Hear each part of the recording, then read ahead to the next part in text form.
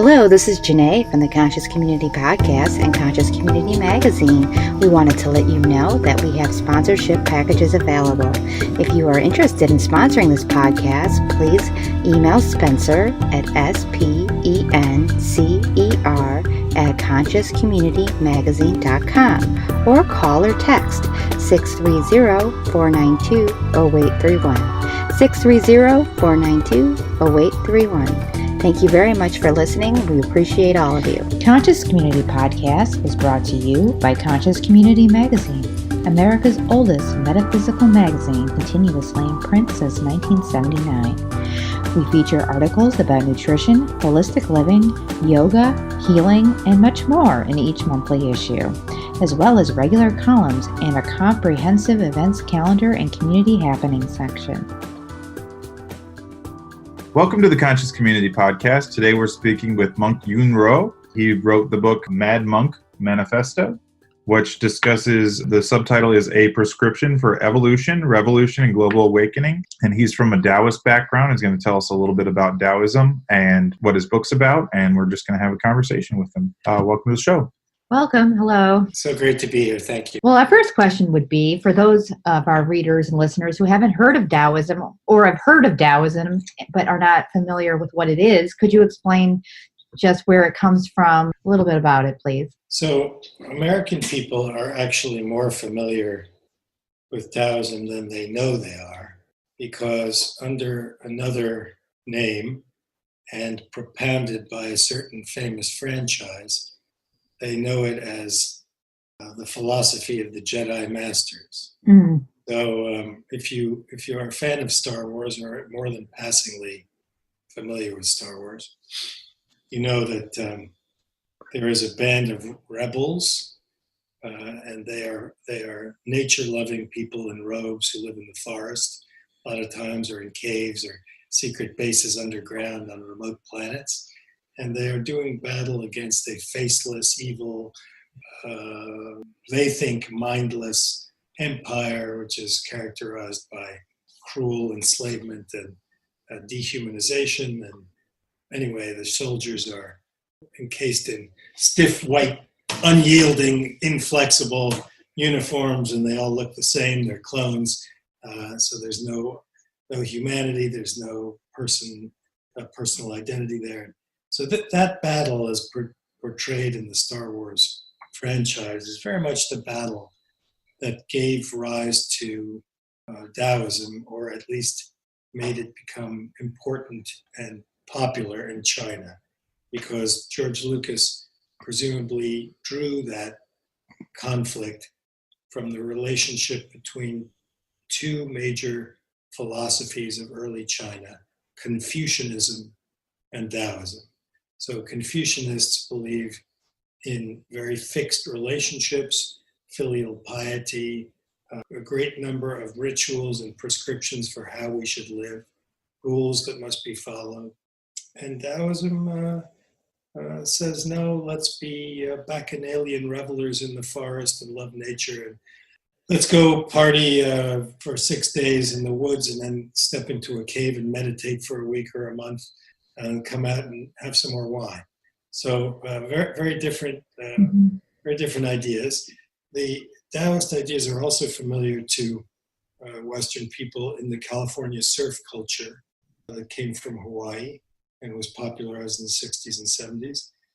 So when people talk about going with the flow, being in the groove or in the tube, tubular dude, all that stuff is from Taoist thinking. And Taoism began as a shamanistic, animistic belief system in Neolithic proto-China, before there was China, and went through shamanistic iterations until it became a bit more formalized around the same time that the presumptive historical Buddha lived, which would have been somewhere around the Common Era. And at that time, a couple of very, very seminal Taoist texts were written, one called the Tao Te Ching and another called the Zhuangzi. And both of those talk very much about how a person can live well in the world using minimal effort and achieving maximum efficiency and effect. So these texts talk about what it is to be a sage, to understand nature and the way the world works, and to follow the way the world works without struggling against it. So those are some primary ideas. I think it's interesting how you mentioned there was at the time of the Buddha. I actually just watched this documentary series called Genius of the Ancient World, and she talked about the host in that. Socrates, the Buddha, and Confucius being all at the same time. That time in history, there were all of these ideas coming up at that time. So Lao Tzu then lived before Confucius, correct? Let's be very clear for listeners about all this. The age you're referring to has been called by a famous historian the Axial Age.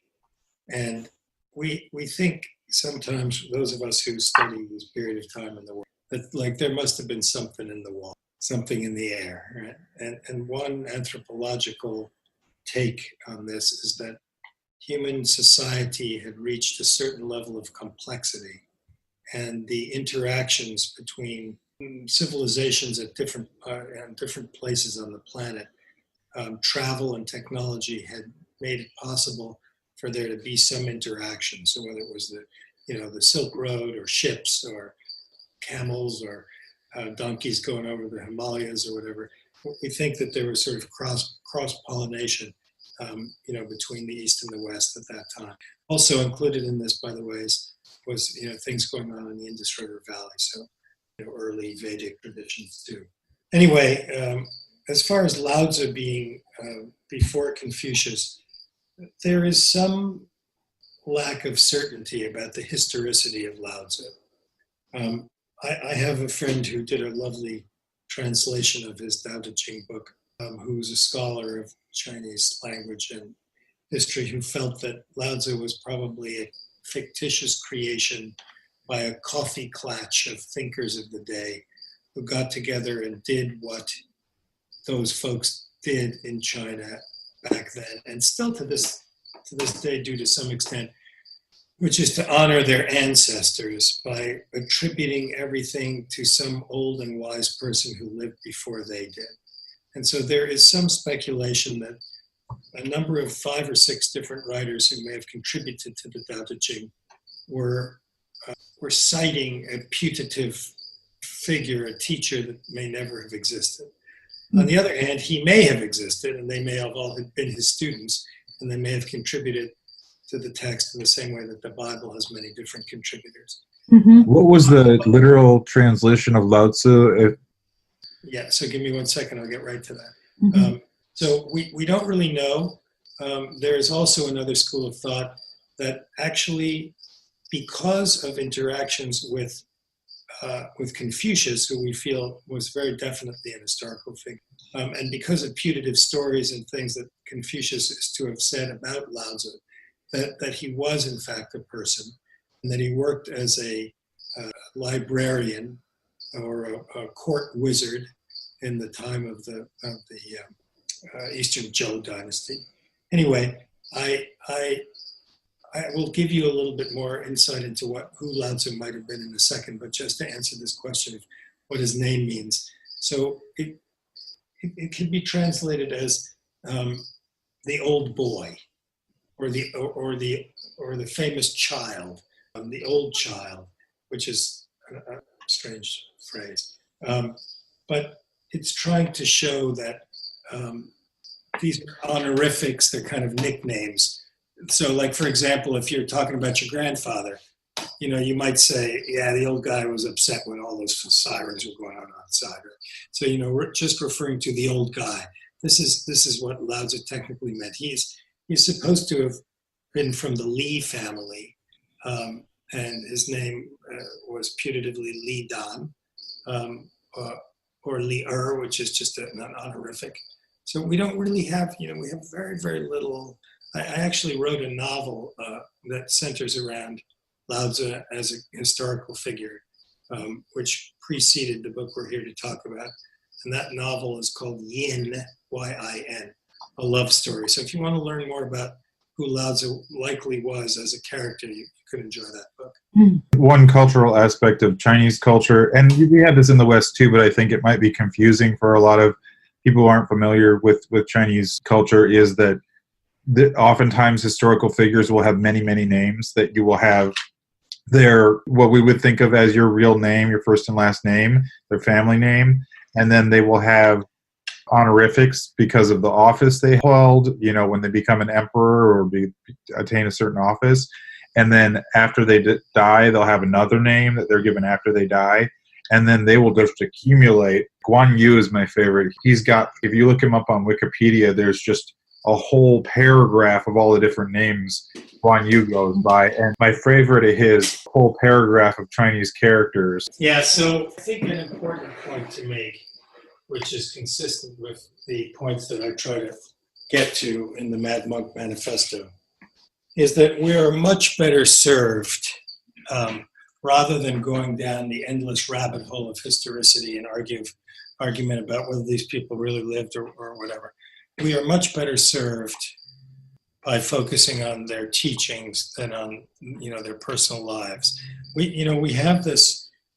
I guess I should finish the question of whether he really lived by saying that I recently read a very scholarly piece of work by a Chinese professor, who really advances a fairly cogent, if brief, argument that Lao Tzu was a real guy, again, based on some of the things in Confucianism. But, again, I think the most important thing to take away is like, what were the messages here?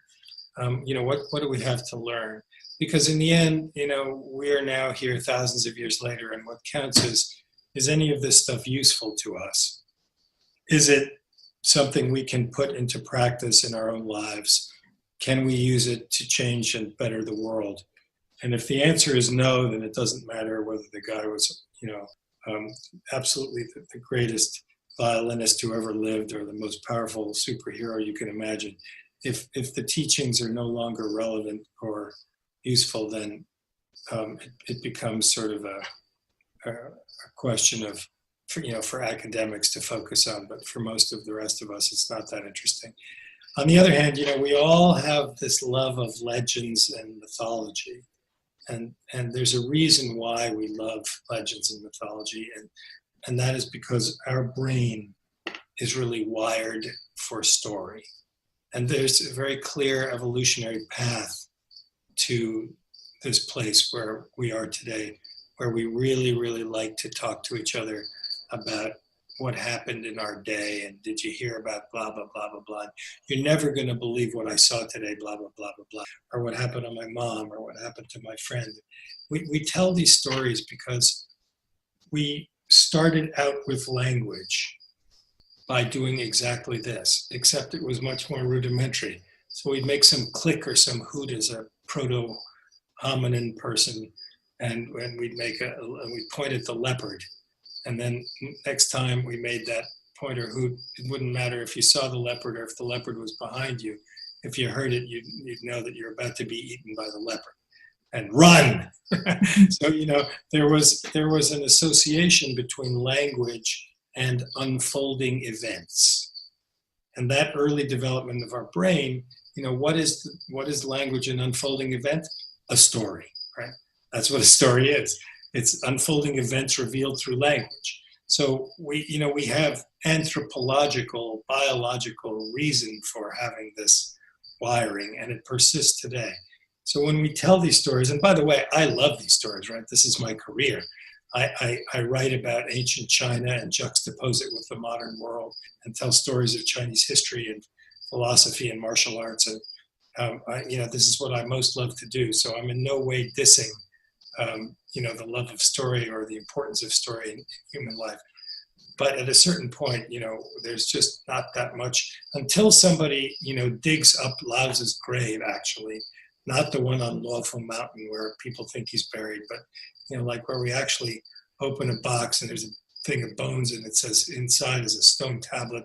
Here's Lao Tzu, the author of the Tao Te Ching and the wizard to the court of the Eastern Zhou. Until that day, which may or may not come, we're kind of shooting in the dark here. Well, one thing we should ask before we go any further too is you're a monk, but as we can tell from this video, as you're in a regular house, can you explain to us how being a monk in the Taoist tradition is different than being a monk, say, in a Catholic or Buddhist tradition? I am not an expert on either of those other two traditions you mentioned, Yeah. but I can make some generalizations that might be helpful. Mm-hmm. So there is typically the difference between a lay and a monastery monk, Mm-hmm. and I'll get into the prescriptions and proscriptions in a second, but let's just say that, for our purposes, the lay monk is in the world, and the monk in a monastery is in retreat. Mm-hmm. And the reason why monks retreat, and I retreat for periods of time every year, but the reason why monks really like to retreat is the same reason why I like to write books, and why I think many writers like to write books, is that they, both things, that is, writing books and retreating from the chaos of the modern world, provide us with opportunities and excuses, if you want an excuse, to think deeply about things. So, when we write a book, we have an opportunity to go deeply into a subject and spend a lot of time thinking about it. And so for those of us with a creative bent, we like that. But we might very much enjoy the process of writing just as much as the fact of having written. So monks can be either in a monastery or in the world. There are sects in Taoism, different lineages, as there are in Christianity, and as there are in Judaism, and as there are in Buddhism. And in various of those sects, there are different guidelines for what one does in religious obedience. So, for example, some Taoist monks are allowed to marry and have a family, others are not. Some Taoist monks are required to be vegetarian, others are not.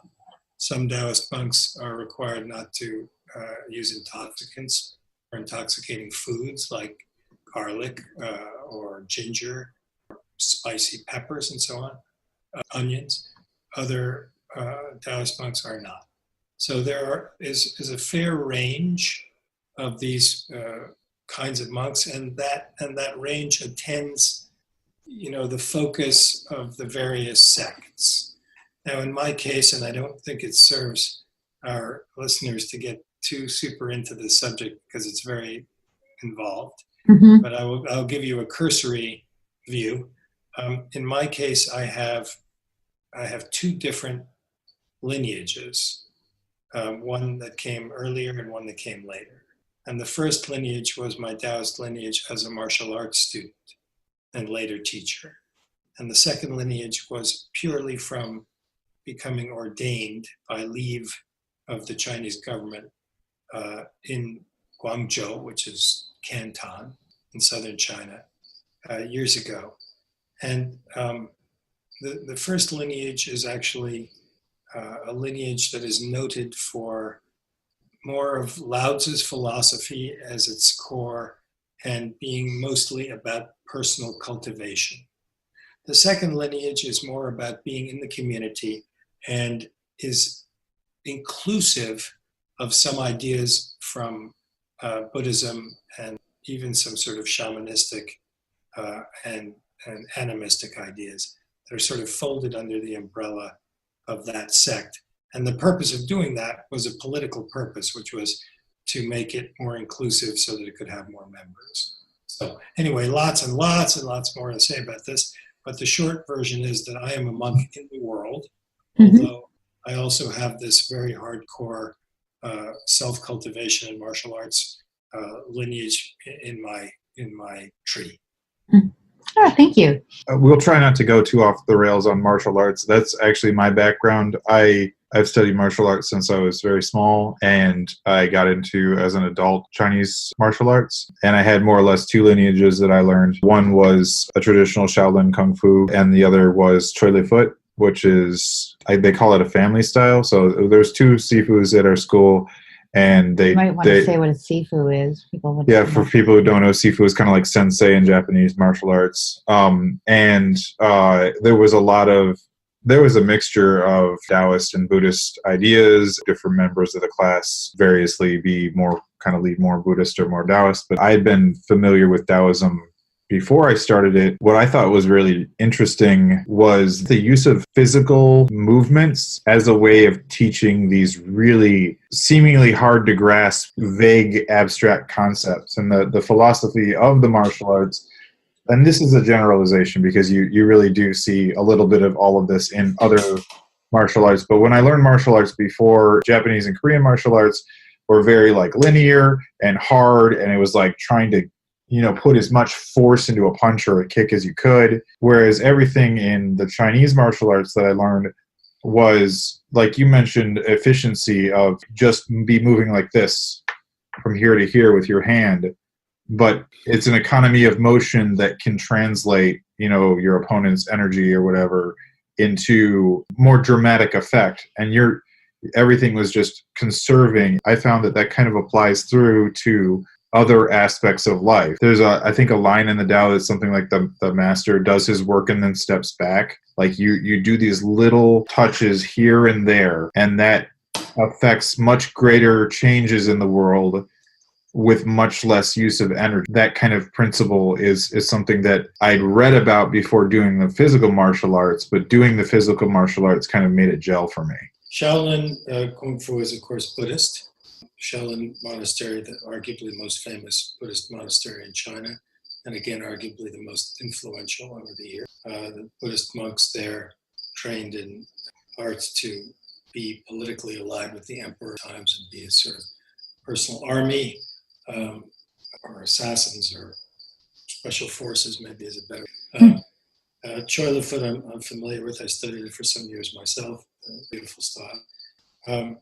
So as far as martial arts being the embodiment, the physical embodiment of philosophical ideas, I think that's probably the most important takeaway here. So in order to really understand philosophical ideas, you have to be able to integrate them into your life. You have to try them like a kitchen recipe and cook it and see how it tastes, and how you feel after eating it, right? And whether in the end it not only titillates and pleases you in a gustatory sense, but that it sustains you in good health and longevity. So if you really, really do all those things, you will have a better understanding of that recipe than somebody who read it in a book, while they're on a flight somewhere, left the book in the seat pocket. It's just not the same. So in the case of Taoism, there are quite a number of Taoist arts.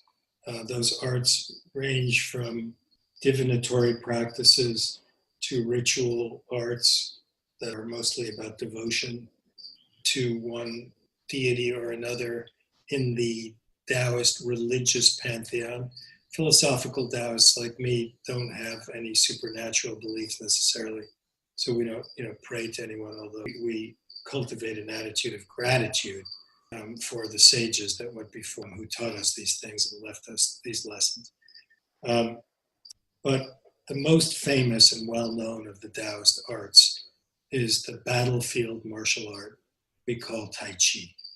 And most people don't know that Tai Chi was a martial art, and even fewer know that it arose in the 1600s as a way of fighting, primarily on horseback, but also on foot, but always, in the pitch and fever of battle. So almost exclusively with traditional Chinese weapons, such as long maces, halberds, spears, lances, long double-handed swords, and so on. Is Bagua Zhang, is that also a Taoist style? Yeah, so Bagua is also a Taoist art, but that's a completely different story. Sorry to interrupt. I wanted to make sure. So that wasn't in my recollection of it. I played Bagua as well and teach it a little bit, but I don't recall that there is a battlefield connection the way there is in Tai Chi. Okay. It arose later, and I've heard it called a bodyguard style. so we could say about Tai Chi that, because it was meant for use with weapons against people with armor, and there was a lot of horses and so on involved, that it's not the style that is most directly useful in learning how to handle yourself in a bar, because that just wasn't, so practitioners of Tai Chi have tried to adapt a lot of the principles and some of the movements to that kind of personal protection style, but it adapts not so easily to that.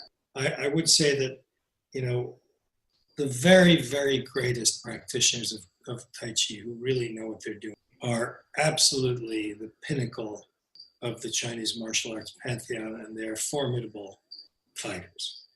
But the vast majority of people that play Tai Chi in the world, let me say kindly, and they're doing it, for the health aspects or to pursue the path that we've just been discussing, which is to try to better understand some of these philosophical principles in a physical practice. As far as Bagua being a bodyguard style, it's a good fighting style, and it's also very beautiful and great physical work.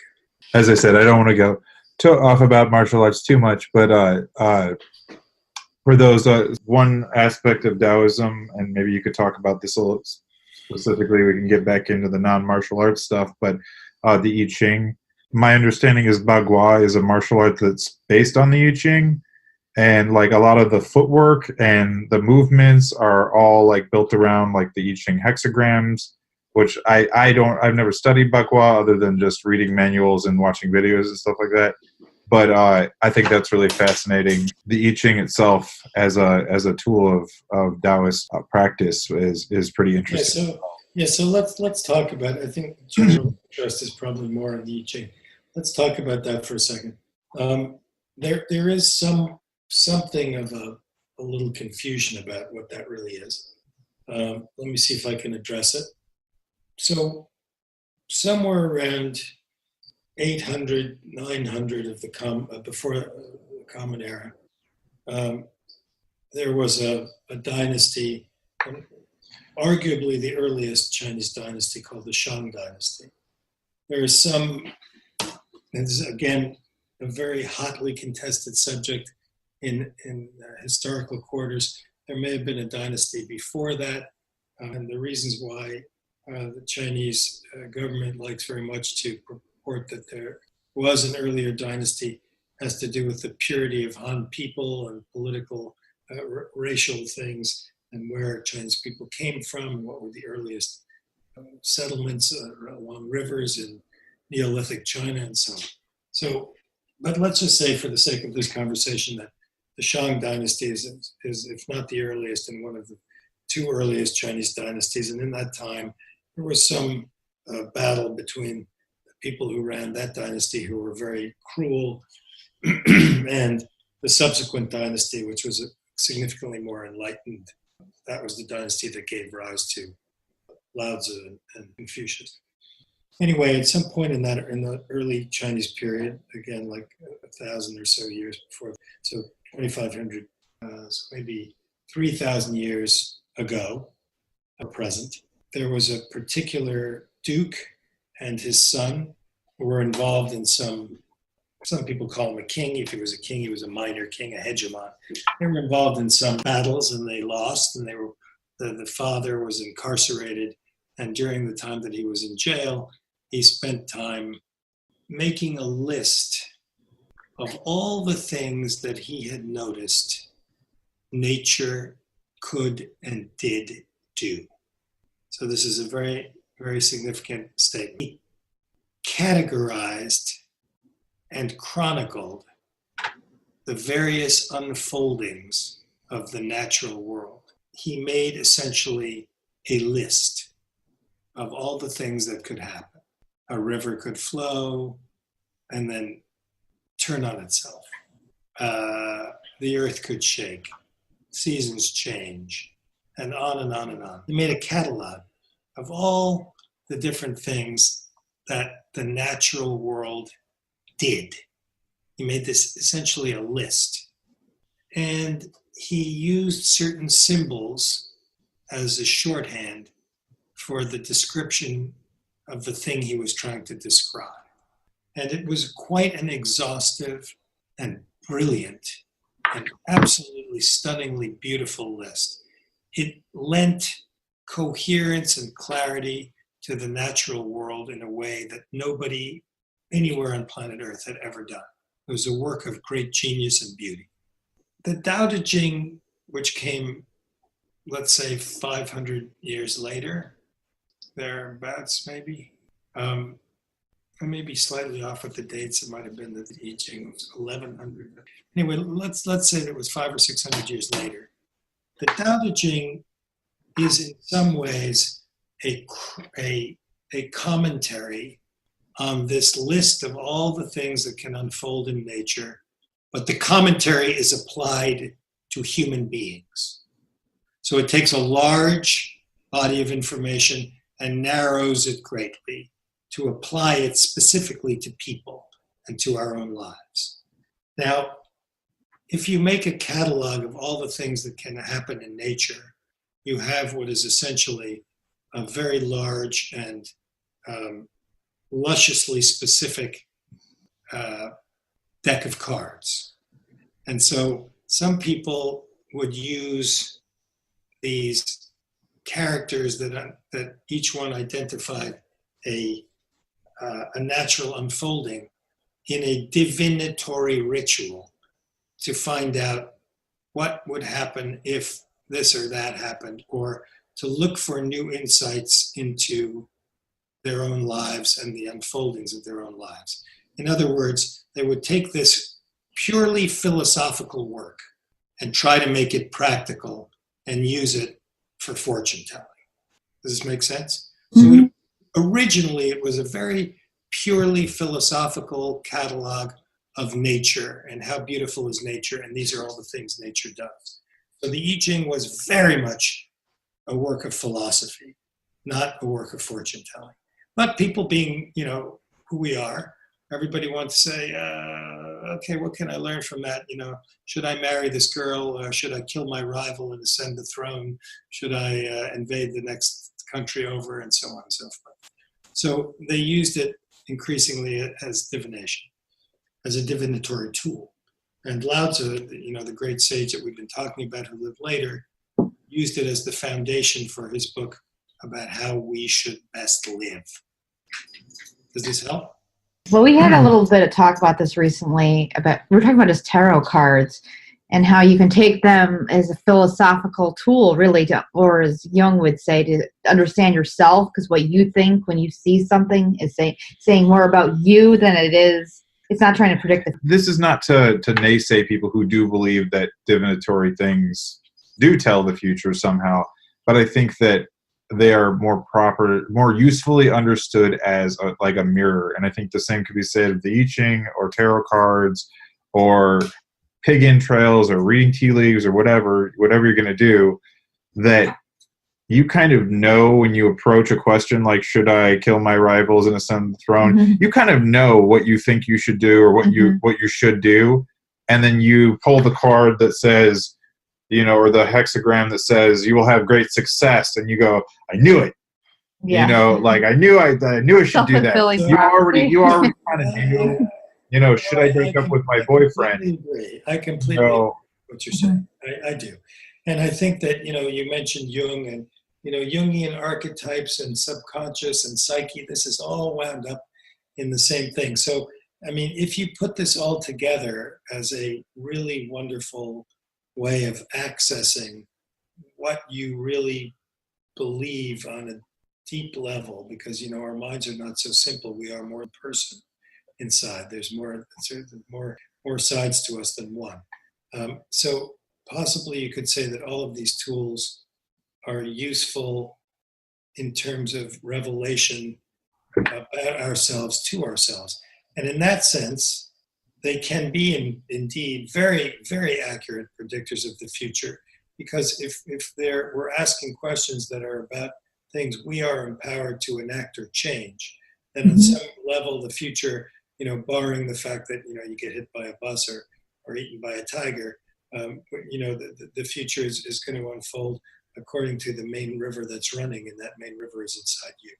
Well, speaking of the future, let's talk a little bit about how we can make a better future for our world using these Taoist principles. As in your subtitle of your book, A Prescription for Evolution, Revolution, and Global Awakening. Let me riff on that a little bit. I've been waiting for a chance to speak up on this. All right, so maybe I'm missing some subtleties that maybe a lot of Buddhists don't express well, because maybe they don't understand as well as somebody who's more versed. But your Mad Monk manifesto, you're mad, and then reading your book, you are quite a bit more fiery than your average Zen Buddhist, and I am very fiery, and I think I get that. Maybe that's why Taoism appeals to me. Maybe that's why. Maybe I get it from studying Taoism, but that what I take away from a lot of Buddhist teaching is that if you don't want to suffer, you should just let go.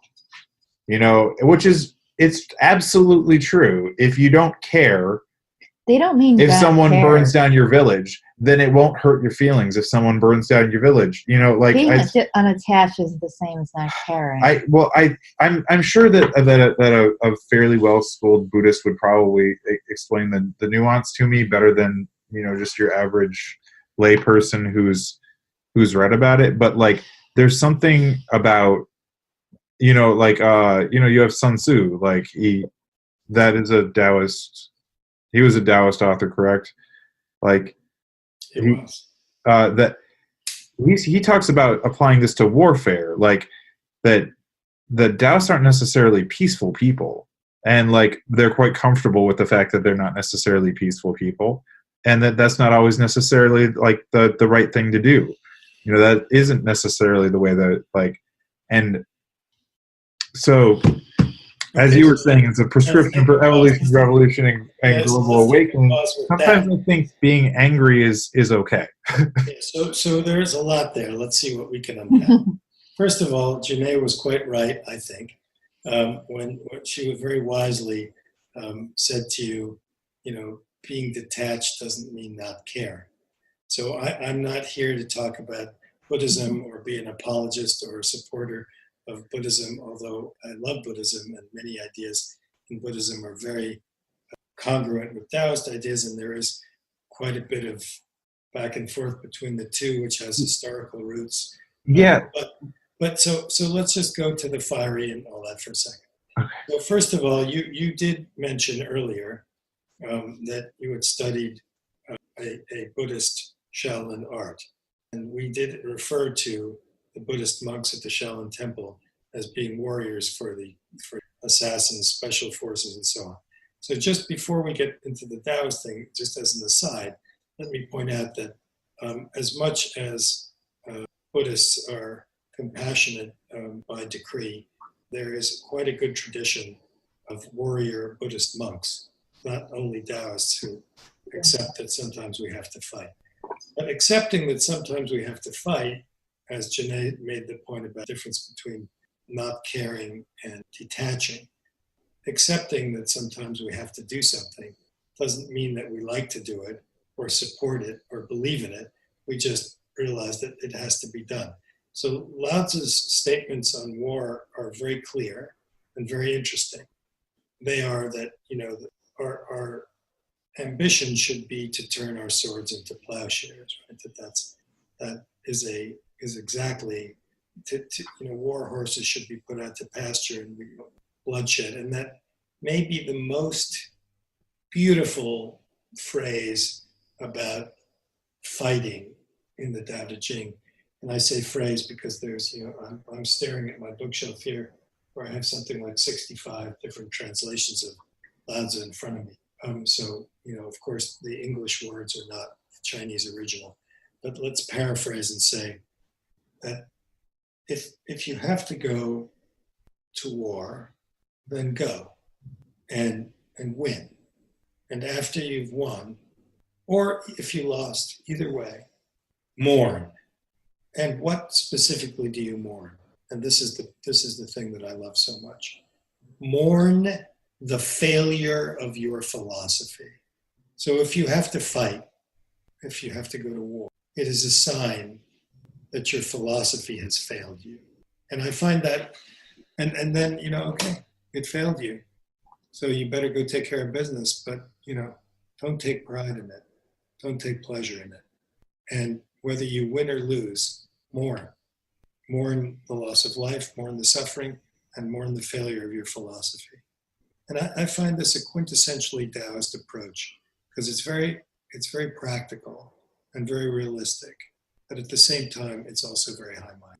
Yeah, my takeaway from Sun Tzu, which I've read a few translations of, was there's a lot of cautionary statements that supposedly they teach this in military schools and West Point, and they teach this to officers and all over the world, but almost everything in there is saying don't go and get into a war far away from home. Don't go and have your army embarked on campaign for long periods of time. Don't bleed blood and it's very cautionary, and it's definitely my understanding is he was tasked by the emperor to write a treatise on warfare because he wanted a more or less a scientific formula for war, but that if you followed it you couldn't lose.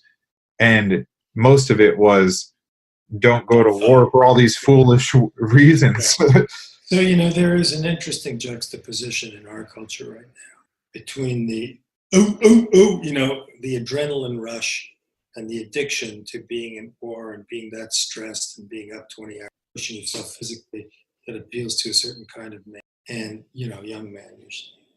There's a juxtaposition between that and the counsel of the wise and experienced general who actually knows what war does to the person, to the soldiers, and to the world, and very well understands that it's the absolute last thing you want to do. And there are times when you just haven't got a choice.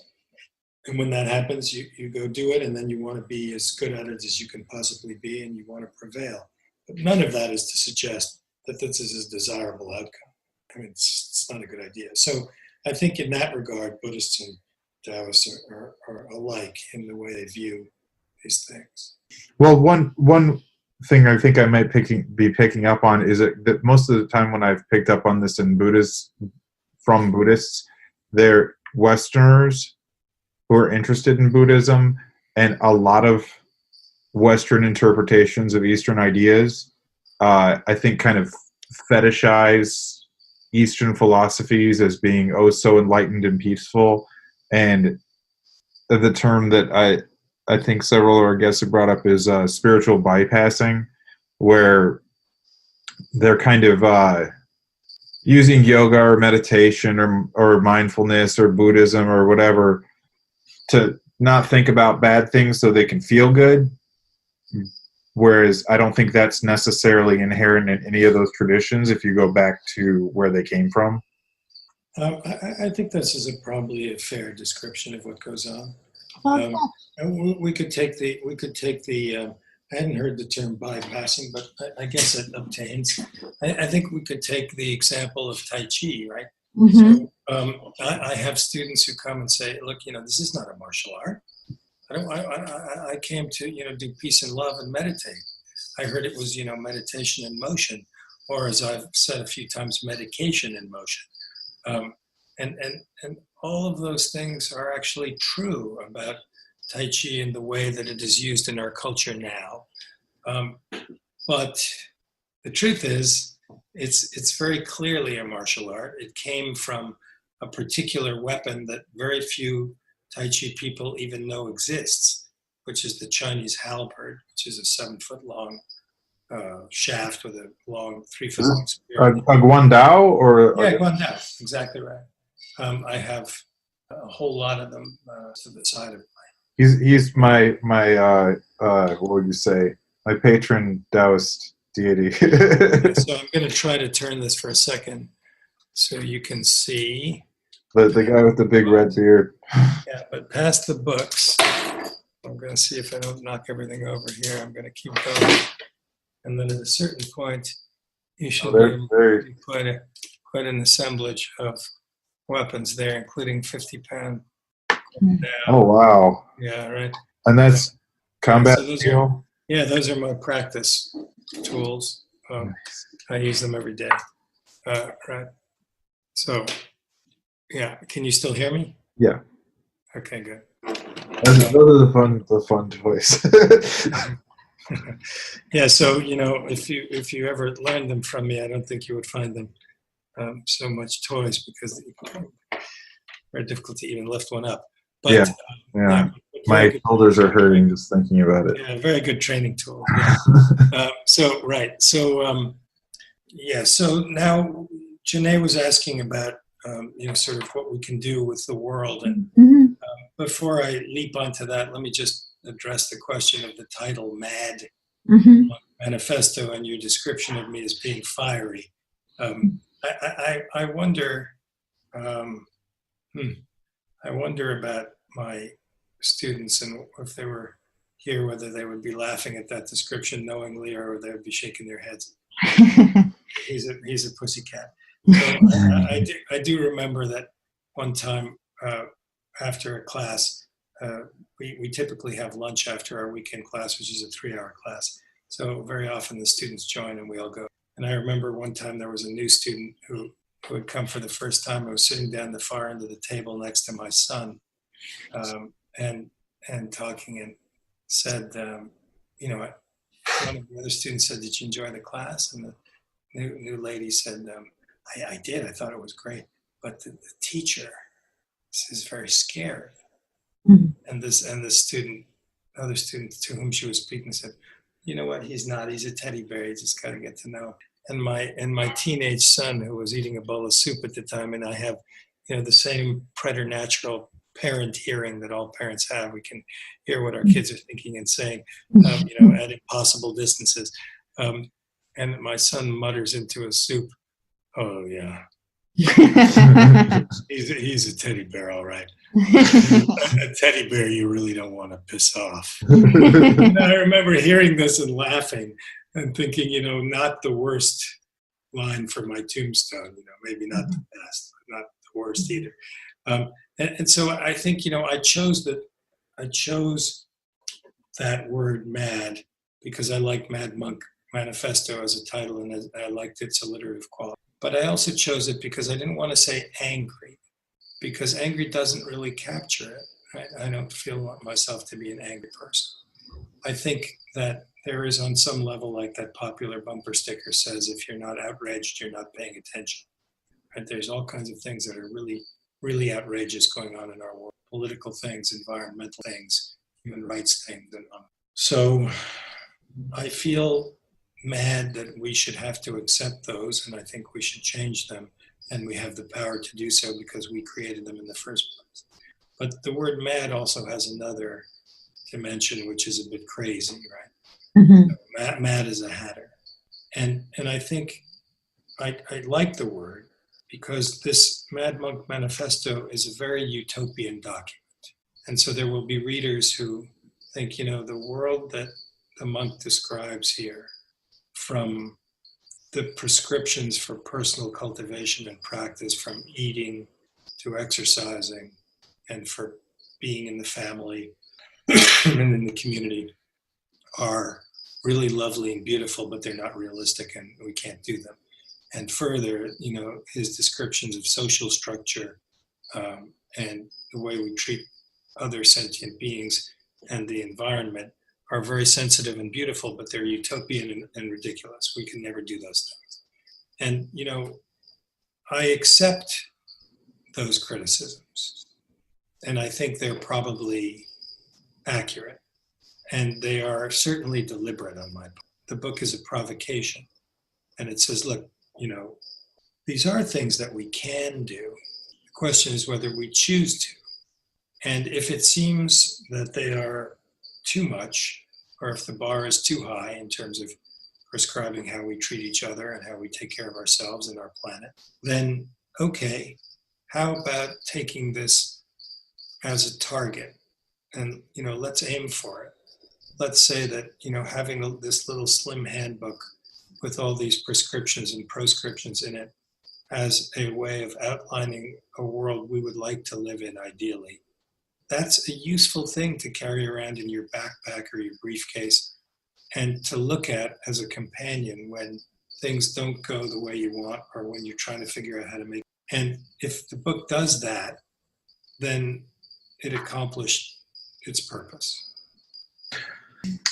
I think that some of the conservation of energy and, for lack of a better word, leverage that kind of Taoist thought, when you apply it to your actions in life and your plans, and like, I have always felt like it makes great tasks manageable. That even if it's just going through your normal daily tasks or washing the dishes, that I kind of feel like I apply those same lessons over and over and over again to everything that I do. And I've had this happen at work a few times, that people think I work really fast or I work really hard because I'm getting so much done. But it's all, to me, it's all kind of Taoist sleight of hand, where like I'm picking up this while I'm reaching for that, and I'm really not doing any more work, but because of the way I do things, I'm getting more done in less time. And when you're looking at these challenges that the world's facing, like that to me is one reason why I think Taoism is such a powerful force, is that these seem like daunting obstacles and people might say they're impossible, but I think that you can get there if you're smart about how you do things. So, you're talking about, and I know that you know this, or I suspect you know this, you're talking about a concept that has a very clear name and is very clearly expanded in Taoist thought, which is called Wu Wei. And Wu Wei is a description of sort of one translation, which isn't that great, is effortless living. Another translation is free and easy wandering, which is a little more inaccessible. But what the concept is trying to get across is that there just is a way that the world works. And there are forces at play on us all the time. And they are forces that we cannot perceive in some cases because our sensorium is inaccurate or inadequate. So for example, we don't perceive all the cosmic rays that are going through us and through the planet because, our eyes are not capable of perceiving those wavelengths. There are all kinds of vibrations and sounds which are happening to us all the time, within us even. They're the vibrations of molecules and atoms, and they're the vibrations of our organ systems and of chemical reactions that are going on inside our body and biological reactions. We are, of course, our whole body is nothing more than an enormous symposium of creatures, and less than half of the cells in our body are human and have human DNA. The rest of them are parasites and commensal organisms, things that live in us and on us and because of us. So there's this vast, complicated array of information going on. Our brain is not what we think it is. We think of it as a tool to solve problems or a perceptive instrument, but actually the primary purpose of our brain is to filter all the data that is assaulting us every moment from every angle, including inside, to break it down into a manageable, perceptible world in which we can function. And Wu Wei says, look, if we refine and hone our ability to perceive these forces working on us, and if we learn certain ways to think and move and behave, earlier you showed me with your hands, which I guess the listeners won't be able to see, but when you were talking about martial arts, you showed me your hands spiraling. Spiral movements are nature's answer. A spiral is nature's answer to conflict. When we look up and we see the spiral shape of galaxies in the sky at night, what we are seeing is the leftover evidence from collisions that were vast and cosmic that occurred after the Big Bang, when everything was moving outward from that origin point at unimaginable speed and with amazing force. And in that moving outward, things hit each other. And when they did, they created spirals. That's what happens when two things come together in nature. That's why we see spirals in tornadoes. We see them in hurricanes. We see them in water going down the drain. So Wu Wei is a prescription for living using the maximum ability of the human being to perceive the forces working on it, and using certain principles from Taoist philosophy to best navigate those forces with as little effort as possible and to best effect. It does not mean to turn on the TV, kick up your heels, switch on the ball game, and grab a beer. It's not about lying around and doing nothing. It is the thing that I just described. It's a very particular way of, but it's not a lazy thing. And just because we want to be relaxed when we live this way doesn't mean that we are of inferior character. Well, I've often used, you talked about being a Tai Chi being a battlefield art. I use the example of the battlefield that if that's one of the most extreme situations, you know, swing a halberd on a Chinese battlefield is a pretty intense day at the office.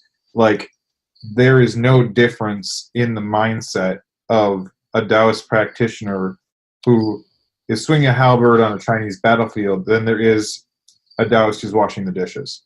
And that when you're doing one, you're applying the same things from one to the other, you know, to anything. And that as I've gone to job or task to task, when I'm vacuuming the rug, like everything that I do, like there's a spiral to it. There's a way that's got the least resistance, and you can get a tremendous amount done well and fast.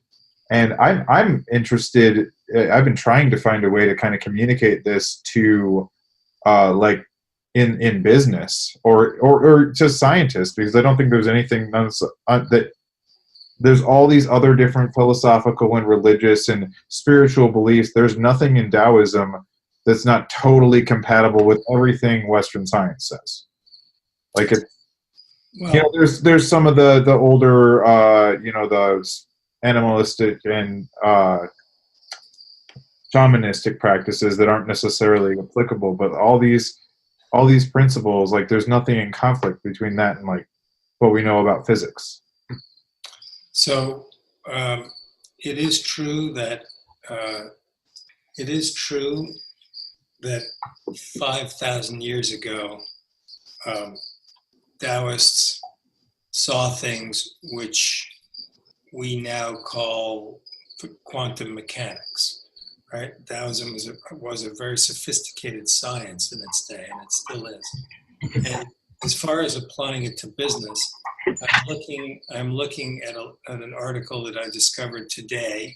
So I'm reading this on Friday, the 23rd of November, 2018. And it's a headline in the South China Morning Post, and it reads, "Xi Jinping should draw on Taoist and Buddhist wisdom to manage the trade war."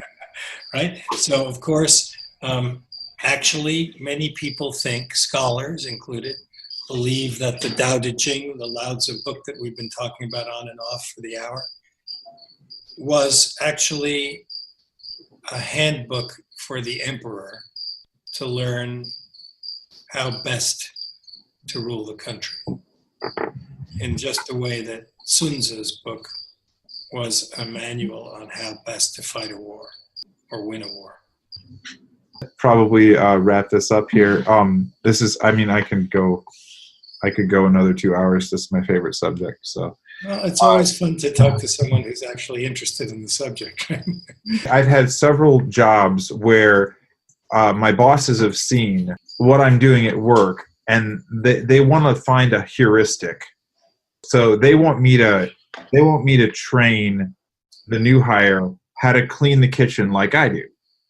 And I start talking about Taoism, and then they think I'm crazy. But that these principles, like you have to change the way you think about things. There isn't a recipe where I wipe the counters, then I sweep the floors. Like there isn't a recipe. Every day is different, and every set of tasks is different, and every interruption is different. And it's the way I think about things that enables me to be able to do it so efficiently. Like, okay.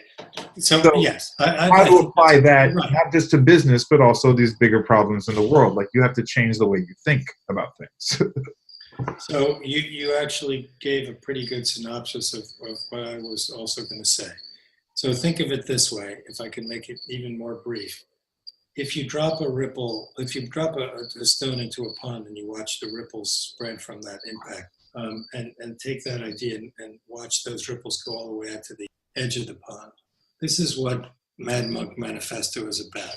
It says, start with that central point, the change you make in yourself, and watch the effects as it ripples outward. So for example, if you decide to become vegan, as I am, and I am vegan because I don't want to voluntarily cause unnecessary suffering in the world. I can be extremely healthy and happy without killing an animal to eat, so I just don't. And there are also many health reasons to be vegan. But so if one person in your family, for example, becomes a vegan, and everybody gets together once a year at Thanksgiving, and then Janae will remember about this with the interview she mentioned earlier. You notice that when you come together next year, the person that has decided to become vegan the year before just looks fitter and healthier and happier than everybody else in the room. And so then, when everybody first rolls their eyes, now they're looking going, boy, I'd like to have her figure, or boy, I'd like to have his energy level, or boy, his skin really looks great, or boy, he really seems mellow and his thinking is so clear. I wonder if there's something for me there. I'd like to get off these medications, and I'd like to, lose a few pounds, and I'd like to this or I'd like to that. So, maybe you try a little bit of this for yourself. Maybe you just cut out, eating chicken or something. Baby step. So the point is that if we make these changes by example on an individual basis, and enough of us do that, we can change the world. Mm-hmm. That, of course, is the recipe of the book. Agree wholeheartedly. I think one of the reasons why it's so hard, I feel like Taoism is such a powerful, and maybe you don't even need to say Taoism. You mentioned before we got going here about you wrote an op-ed and you didn't even use the word Taoism. That because it's perceived to be in the same sphere as religion, that people feel like they have to choose their religion. Like if you're a Catholic, that Catholicism occupies that space in your mind, and you can't learn how to do things in harmony with the world if you're categorizing that Taoist thought as a competing religion that's got to push out. I've got to abandon my Christianity, or I've got to abandon this religion or that religion to accept these thoughts. And I think that's something that's difficult to communicate, because it is in this, there's religious aspects of it, but it's not actually exactly a religion the same way you might consider, Right. So I think this leads to an important point, which is that these ideas in Mad Monk Manifesto and in Taoism in general do not require you to have supernatural or religious beliefs. Mm-hmm. They're very useful and practical things, changes you can make in your life and in your world, and they don't need you to abandon your spiritual or supernatural beliefs at all.